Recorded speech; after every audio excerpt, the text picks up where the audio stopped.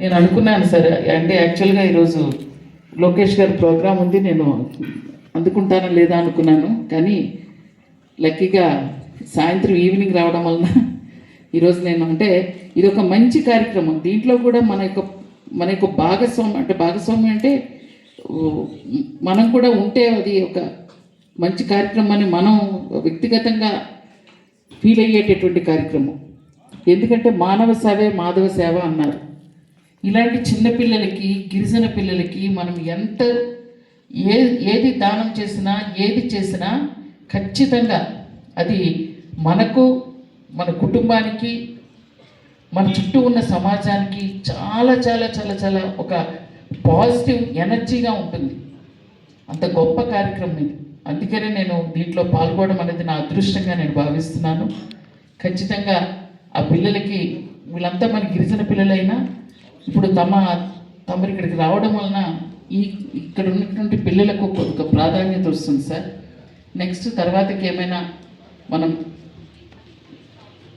Infrastructure కానీ next దాదాపుగా 85 మంది పిల్లలు ఉన్నారన్నారు. వాళ్ళకి మనం ఇంకా ఏదైనా సరే ప్రభుత్వం నుంచి కూడా ఏదైనా అందించేటటువంటి అవకాశాలు ఉన్నాయి.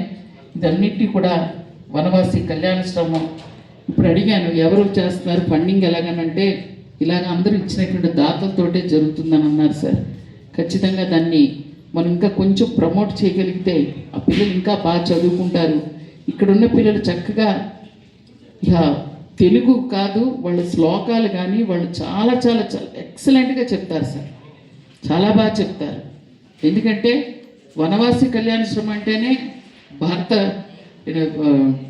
భరతమాత ముద్దు బిడ్డలుగా మన అంటే జాతి గౌరవాన్ని, జాతి కోసం దేశభక్తిని వాళ్ళలో కల్పించడమే కాదు, ఆధ్యాత్మికతను కూడా జోడించి వాళ్ళకి సేవ చేసేటటువంటి సేవకులు, కార్యకర్తలు చాలామంది ఉన్నారు. వాళ్ళ ఆధ్వర్యంలో జరుగుతుంది కనుక ఇది ఇంకా ముందుకు తీసుకెళ్తే ఇంకా మంచి ఒక పాఠశాలే కాదు, పిల్లల భవిష్యత్తు కూడా బాగుంటుందని ఆశిస్తూ ఇంత గొప్ప కార్యక్రమంలో నన్ను కూడా భాగస్వామ్యాలను చేసినందుకు చేపట్టినటువంటి జైమీయం వాళ్ళకి, మన కళ్యాణాశ్రమం పెద్దలకు అందరికీ పేరు పేరున మా ఆది గారికి అందరికీ కూడా హృదయపూర్వక ధన్యవాదాలు. Thank you.